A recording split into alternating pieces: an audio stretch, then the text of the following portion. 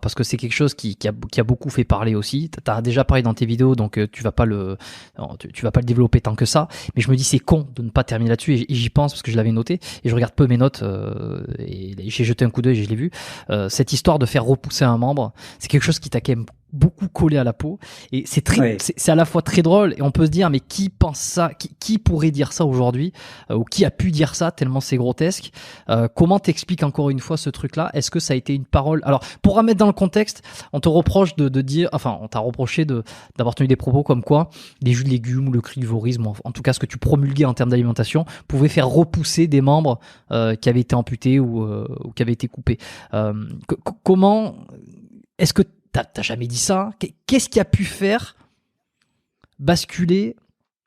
Comment on a pu détourner la parole pour te faire dire ça, par exemple? Alors bon, ce qui est intéressant, effectivement, alors il y a plusieurs niveaux de réponse là encore.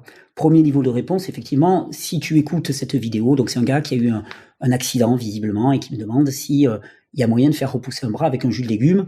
Et ma réponse, elle est claire, elle est non. Je dis, c'est pas avec des jus de légumes que tu pourrais refaire repousser un bras.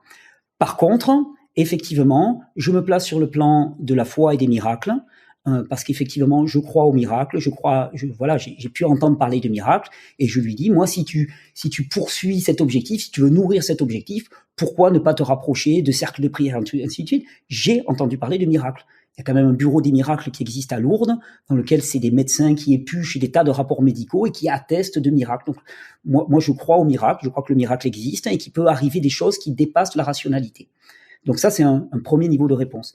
Mais surtout, en amont, je développais une pensée basée sur la physiologie, dans laquelle je disais finalement, à l'échelle d'un embryon, un bras se développe. Tu vois le développement embryonnaire, à un moment, il y a un bras qui se forme, d'accord?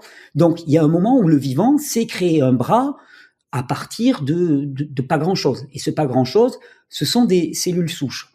Ça demande une énergie nerveuse colossale, mais c'est possible à l'état embryonnaire. Et donc, je pose la question, qu'est-ce qui fait que c'est possible à l'état embryonnaire et que ce n'est plus possible à l'état adulte? Et y aurait-il des moyens pour que ce soit possible à l'état adulte? Et donc, à l'époque, je dis, moi, il me semble que c'est vraiment une question de cellules souches, qui à l'état adulte, on sait très bien que la quantité de cellules souches s'effondre littéralement, donc on n'a pas assez de cellules souches, et d'énergie nerveuse, et on sait qu'au cours de notre vie, l'énergie nerveuse, elle diminue. Bon voilà, j'en étais resté là, j'ai fait ma réponse, j'ai voulu apporter une réponse. La première réponse, c'est de dire au mec, mais non, laisse tomber, toi, ça, ton bras, il repoussera jamais, puis c'est réglé, toi, c'est mort. Mais ça me paraissait pas intéressant, tu vois. Moi, j'ai essayé d'apporter une réponse nuancée, contrastée. J'ai essayé de réfléchir. Est-ce que ça serait imaginable? Pour moi, on gagne toujours à se poser des questions, même les plus farfelues. Bon. Il se trouve qu'effectivement, sur les milliers d'heures de vidéos que j'ai produites, il y a bien eu un gars pour trouver cet extrait, le couper comme il fallait, pour me faire passer juste pour un taré notoire. Tu vois, le mec, il dit, voilà, les bras peuvent repousser. Donc, récemment, je suis revenu dessus parce que ça m'intéressait. Et je suis revenu sur ce que je disais à l'époque. Et je me suis rendu compte que maintenant, la possibilité de faire repousser un membre, d'un point de vue de la recherche, c'est quelque chose qui est totalement admis. Dans le modèle animal, on y est complètement. Et qu'est-ce qu'ils utilisent pour ça? Et c'est vraiment très, très intéressant. Il y a 3 paramètres qu'ils ont réussi à isoler. Le premier, ils se sont rendus compte que il y a des espèces vivantes, comme par exemple certains batraciens, par exemple, qui voient leurs membres pouvoir repousser. Ils se sont rendus compte que la différence qu'il y avait entre l'humain et ces espèces-là, c'était le phénomène de cicatrisation. La cicatrisation, ça bloque la régénération. En fait, ça ferme les tissus et d'une certaine manière, ça empêche que les tissus puissent continuer à croître. Donc, ils ont inventé un système qui est une sorte, ils appellent ça un bioréacteur.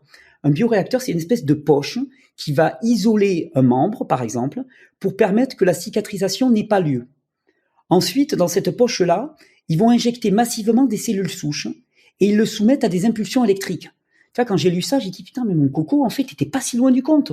Quand tu parlais d'énergie nerveuse, quand tu parlais de cellules souches à l'état embryonnaire et à l'état adulte, t'étais pas si loin du compte. Et actuellement, ils considèrent, donc, je sais qu'ils ont fait repousser chez des animaux qui n'avaient pas la capacité de repousse à l'état adulte, tu vois, donc pas des batraciens ainsi de suite, mais des animaux, et qui sont très proches du modèle humain, et ils considèrent que c'est une question de quelques années pour arriver à refaire pousser des membres chez des humains. Donc c'est quelque chose maintenant qui est admis scientifiquement parlant, il leur manque encore quelques réglages pour y arriver.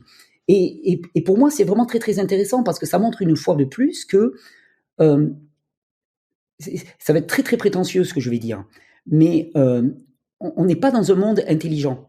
Parce que pour moi, poser la question de dire, punaise, mais une pousse de bras, ça existe au niveau embryonnaire, qu'est-ce qui fait que ça n'ait pas lieu à l'état adulte? C'est une question qui est tout sauf con. Pour moi, c'est une question qui est... Alors, je me qualifie moi-même, donc ça fait le mec qui se la pète, mais c'est une question très très intelligente.